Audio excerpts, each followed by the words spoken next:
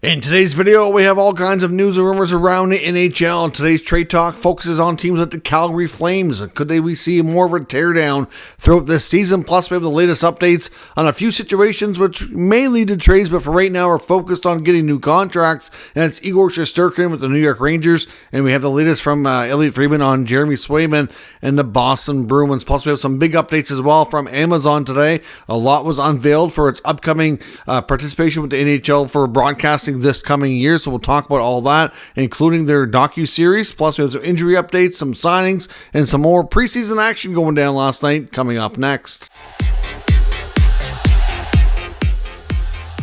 So welcome back to another video here at Top Shelf Hockey. As I mentioned, we have lots to talk about here today. Big news from Amazon, some trade talk, and a bunch of other news as well. So let's get started. First up, we have a long-term contract announcement for the Colorado Avalanche. They've come to terms with Logan O'Connor on a 6-year deal. He gets a 6-year contract at $2.5 million. Now, you don't usually see role players, depth players, bottom six guys usually get that kind of term. There is the odd one around the NHL. Like I know William Carrier, for example, got a long-term deal like similar to this in Carolina this offseason. Typically, third and fourth line players usually get shorter terms. Not the money itself is not unusual at all. O'Connor, for the most part, plays a lot in the third line. Colorado, obviously somebody they value and see as a big part of their team. So yeah, it's a pretty good contract, to be honest. I mean, like I said, for some players you're going to be a little skeptical of the term, but he's in his late 20s, so that'll take him to I think it's age 34, I believe it is, 34, 35. So it kind of keeps him in Colorado at a very reasonable number. For your middle bottom six for an extended time. So all in all, I don't generally have issues with that, but we've had some times where you don't usually see these types of players get that much term, but it's becoming a little bit more common lately, and I hope it works out, because if they can keep him producing anywhere from like that 15 goals ish, 30 to 40 points, and for $2.5 million at that range for the number of years, it's actually pretty good if it works out. So we'll see how things go, but long-term deal for Logan O'Connor in Colorado.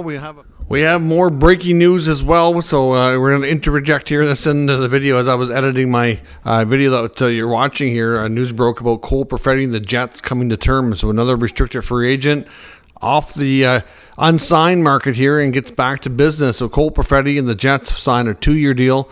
Average annual value $3.25 million, $3 million in year one, $3.5 million in year two. So obviously his qualifying offer for the next contract will be based on that 3.5. So it gives them that edge there. We know there's been different comparables they've been looking at. I know it's the Shane Pinto contract, which the Jets apparently didn't want to go to. They get him a little bit less. They end a stalemate. I know there was a lot of people saying how this was a very friendly stalemate. They were concerned of, at some point frustration would set in and the relationship could be affected, right? I was worried about those things, but obviously their terms are met. We'll see. Obviously, next time around, he'll have arbitration rights, so it'll be a little bit easier should it be, having an extra tool in his back pocket. So I think this is pretty good fair value for Perfetti. I honestly think they could have justified giving him a little bit more. It's a shame they couldn't come to terms on a long-term deal, because I think he can be a big part of the team's future. But for right now, they get him into training camp, and they get him back in the mix here. So 3.25 on 2 years. Back to the normal scheduled video. Another signing as well, except it's outside the NHL, but NHL defenseman Tony Deangelo is heading overseas to play in the KHL. We've known for some time that Deangelo was having a difficult time getting a firm contract. There were some offers, I think, for PTO, but sounds like he wanted something a little bit more firm. Some people think it's kind of crazy considering how he's produced, that he's had such a difficult time getting a contract. But at the end of the day, he is good offensively, not so great defensively, and some teams just don't want, I guess what he brings. It's just that simple. I don't really think this is a case of him wearing out his welcome off the ice, because as much as Tony's had his fair share of issues from his time in junior to his early days in the NHL, at the end of the day, he seems to be, for the most part, a pretty well-liked teammate from what all the counts are from people talking around the NHL. So I don't think it's a case of that. I think it's just more of a case of, teams wanting more of a two-way defenseman. At the end of the day, he signs in the KHL with the same team with SKA over there, with same team as Ivan Demidov, a big Habs prospect, of course, from the 24 draft, and Evgeny Kuznetsov, who just headed over there. Of course, they would know each other. They would have been teammates in Carolina last year. So certainly some familiar faces for Tony. I believe there was another player on that team that he played either with or against in junior, a couple of guys there. So Tony signed for the year in the KHL. We'll see if he makes a comeback. It's not completely out of the realm of possibilities that he plays over there for a year or two and then comes back. I would not be shocked at all if that happened. We also got an injury update as well. Looks like Matt Boldy, the Minnesota Wild, is going to be out week to week after suffering an injury early in training camp here. So that's certainly not good, and you hope that he'll be ready for opening night. But we reevaluate it in a week's time. Of course, we like I said, the last night or two, we've had preseason action. Lots of good things going down last night. We saw many firsts, including Macklin Celebrini, first overall pick in the 24 draft. Scored his, I know it's not going to count on the history books, but he scored his first goal as a Shark, scoring their first goal, or his first goal, and also set up Tyler Toffoli as well. So he had a really good first night. Again, preseason action. All teams are not putting their best lineups on the ice, so you really shouldn't put a lot of stock into what you see. But it's just nice to see certain players kind of settle in and kind of create some opportunities and in some cases win jobs. And Celebrini just gives the fans a taste of what's to come. We get to see Steven Stamkos play his first action as a member of the Nashville Predators, which was really weird. He scored a goal last night as well, one-timer. So typical Stamkos goal. Certainly interesting to see him in a Preds uniform. We had our first Battle of Ontario. Of course, Ottawa, Toronto, Ottawa, Montreal, Toronto, Montreal. They all play a lot of preseason action, given the close proximity, so there's limited travel. Sens and Leafs play again coming up, I believe, tomorrow, this time in Ottawa. They played in Toronto last night. Toronto had, typically you see the home teams put together more of a NHL lineup. So they had Nylander, Matthews, Marner. They saw Matt Murray play half the game along with Joseph Wall. But Max Pacioretty, his first action as a Leaf, Pacioretty thought looked pretty good, scored a couple goals. Sens won in overtime 6-5. Leafs had a slow start. Sens had a good start. Things leveled out. In all honesty, though, it's a game the Leafs probably should have won. They had this much stronger lineup for sure. Carter Yakimchuk, the first round pick of the Sens in the 24 draft, goes end-to-end on a sweet play to score the OT winner and really just electrified all the Sens players and fans. I know it was a big moment for him. He looked like a little shaky in the rookie tournament. A lot of people were like, "Ooh, geez, was this pick the right move?" But so far in main training camp, and then in this preseason game, he's looked a heck of a lot better. So again, the Senators today sent back all their other players that are going back to junior. We're all sent back today except for him. Yakimchuk sticks around. Going into this, I would have thought that he was 100% going back to junior, and I still think that's the most likely outcome.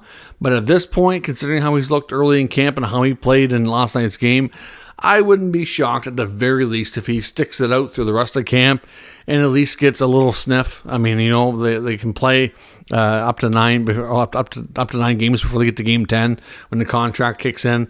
I don't think things will get that far along with Yakimchuk, but I wouldn't be shocked if they gave him at least a few games of real NHL regular season just to kind of see how things go before he heads back. So we'll see. Maybe I'm wrong, but I think he's looked pretty good, very impressive. And I said we had a lot of firsts last night, including for him, which was phenomenal, not only on the goal, but defensively looked really, really good as well. As I mentioned, we got several big announcements today from Amazon outlining how they're going to be broadcasting, obviously, a lot of NHL stuff this year. A new NHL partner. They did pick up, obviously, part of the Rogers package in Canada. So some of what we learned today was only going to be for Canadian audiences. Some of which will be globally, of course, because there is the docuseries that they've been working on as well. So we learned for their broadcast for Monday Night Hockey. We learned who their crew was going to be. We're going to have a host of between Andy Petrillo and Edmund Verk. John Forsland will be doing the play-by-play. And as far as analyst goes, you're going to get a combination of Jody Shelley, Thomas Hickey, Shane Knighty, and Blake Bolden. Mark Messier will be a contributor as well. I'm not sure exactly how. Obviously an in-studio contributor at times. I don't think he's going to be there like all the time, every Monday, but he will be in there on occasion. And of course, like I said, the Monday Night Hockey series for Amazon will kick off October the 14th. That'll be their first action, and it'll be on every Monday night. Of course, that's only in Canada because they bought part of the Rogers package for the Canadian TV rights. Now, of course, there's also going to be, starting October 10th on Thursday nights, they're going to have what they're calling Coast to Coast, which is like a live look-in type of show where you're going to have highlights, analysis, and you're going to be able to get bits and pieces of all the games going on that night. Now, I do believe, I'm pretty sure that's going to be in Canada and the U.S. I don't think that's Canada only, but that's going to be a pretty cool show as well. Obviously, you're going to get to see bits and pieces of games that you may not have had the chance to see live. And of course, like I said, you can get highlights kind of as they're happening, so to speak. And of course, the big docu-series as well called Face Off Inside the NHL, which we had heard about and was announced last season. We know there's several players around the NHL that cameras have been following. That series will premiere October 4th, so that's not all that far away. That's globally, and that will premiere with 6 episodes with more to come. You're going to see guys like Matthew Tkachuk, Connor McDavid, William Nylander, David Pastrnak are in one episode. A lot of these episodes are kind of focused around players that are kind of connected together or going through certain like similar things. I think one's called there's Pastrnak and Nylander, of course, is in one episode because they are great buddies, which is something a lot of people may not know. And then you've got going for the cup at the end. There's McDavid and Matthew Tkachuk, and then there's the one with the Oilers. I think Hyman and Draisaitl are in it with McDavid. Then there's also some other guys around the league as well. There's a bunch of players that we know the cameras have been following. So certainly 6 episodes launching October the 4th. So certainly check that out. And if you don't have Amazon Prime, especially if you're in Canada now, and I understand there's a cost, but I mean, obviously with Amazon Prime, there's a lot more to it. You get a lot of streaming. You get free shipping with your Amazon purchases. I'm not... this is not an ad of any kind. I'm not benefiting from it, but I've had Amazon Prime myself for a long time. I do like it, and obviously for me, I already have it, so I'm not going to have to pay anything extra that I already do to get access to all this stuff, but it sounds like they're going to be putting on a pretty good product, and it does sound like when the rights package is up for renewal, which is not far away, Amazon is going to become a bigger player as well throughout the NHL broadcast. They're going to be doing more and more with the league, so it might be an opportunity. I know people are tired of paying for this and that and all the different streaming services, but it does sound like it would be a pretty good product. So lots of news there from Amazon here today. As we talked about as well in the rumor mill, a couple of things I want to touch on. One, Igor Shesterkin, the New York Rangers. The New York Post and Molly Walker today reporting that Igor Shesterkin is looking for in the $12 million range. He's looking to become the NHL's highest paid goaltender. And there is belief from their sources that say if a contract with the New York Rangers on an extension is not reached by the time the season starts, that it's expected at this point. So this is just a rumor, but they've confirmed this with multiple sources, so it's believed to be the truth that Shesterkin and their camp will shut down negotiations. They do not want to negotiate in season. So obviously, if you don't want to negotiate in season and the extension is not yet done, that means you leave it till the end of the year, and depending on how long that year is, will determine how much time of negotiating you're going to get on the other side of it. Certainly puts at risk, increases the likelihood, we could say, of the player actually getting a chance to hit the market. It doesn't mean he wants to leave. It does not mean anything like that. It just means that at the end of the day, he doesn't want to be distracted by contract negotiations throughout the season. And it's not an entirely bad idea. It just makes it difficult on the team. But, it's not like this is a new scenario that they didn't see coming, right? They had all summer to kind of, deal with this and talk and see where they could get. So at the same time, there was some talk, earlier in the offseason with his demands on money. Is there a possibility he could end up in a trade?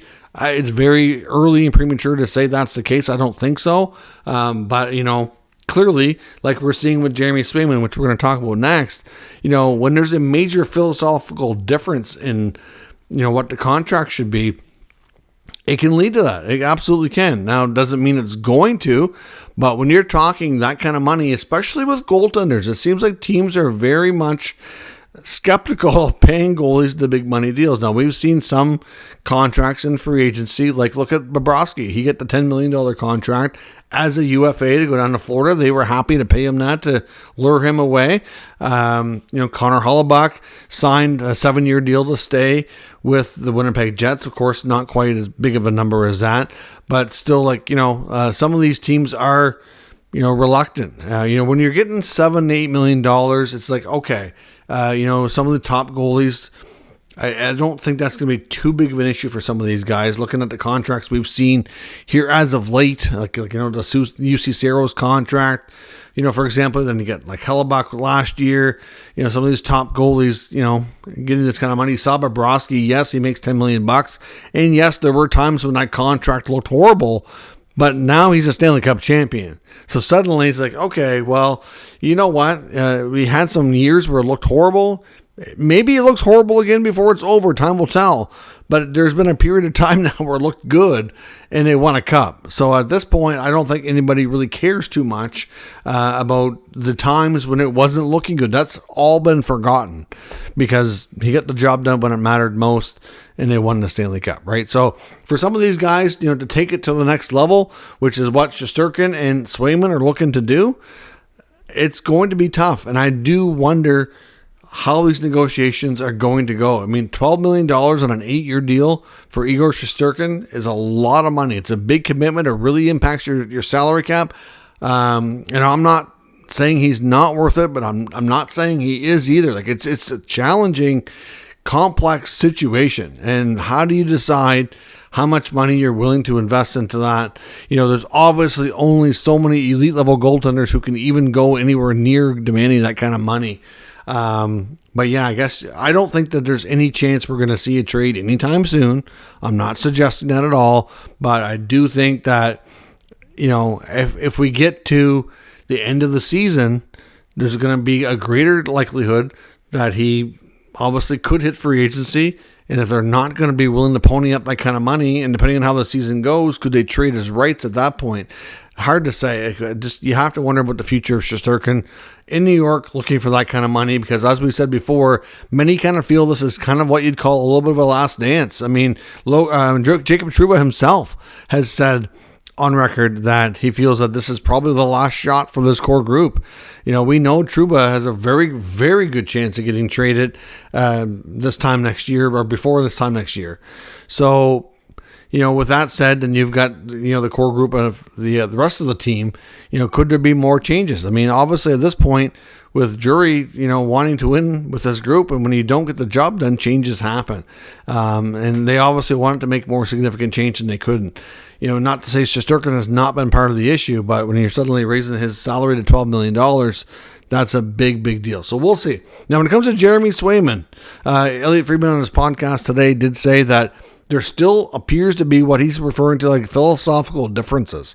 There's nothing really new to report. Both sides are pretty well dug in. We've heard Don Sweeney mention December 1st. They're confident they'll get a deal done before December 1st. Like, that's not confident if you ask me. I understand why he said that, because he doesn't want people constantly bugging him about a deadline, because if you put a deadline on it of next week or beginning of the season or whatever, it's just going to create more of a distraction.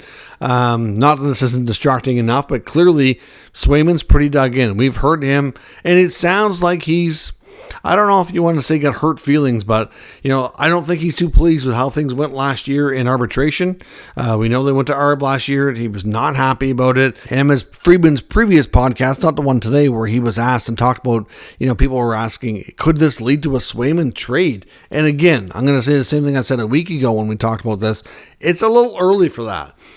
But if they're still having philosophical differences in the season starts, then you're going to, depending on who you ask and what the opinions are out there, you're going to have difference of opinion on where the leverage goes. It's going to depend on how the Bruins do. If they win, the leverage kind of swings their side. If they're not doing so well, kind of goes more towards Swayman. So, it's really hard to say how this is going to go. But when you've got philosophical differences and you've got a big gap that's been reported with, we've spent quite some time where we're hearing there hasn't been any progress. So, obviously, it's hard to say. We can't say this is going to lead to a trade, but like I said, the last time we talked about this, the longer it goes, you have to think that it could happen. But, is there other teams besides the teams that guys like Shesterkin and Swayman are with? They're going to want to pay up and give them more money than the teams they're with. Like, the teams they're with know their value better than just about anybody. But, if I'm Boston, are you going to put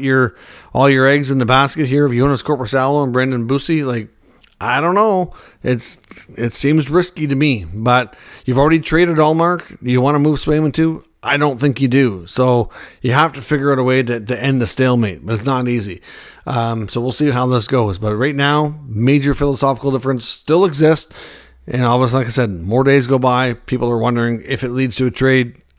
And it could, but it's early to say that that's going to happen. In Calgary, there's obviously a lot of speculation that the Flames teardown will continue this year.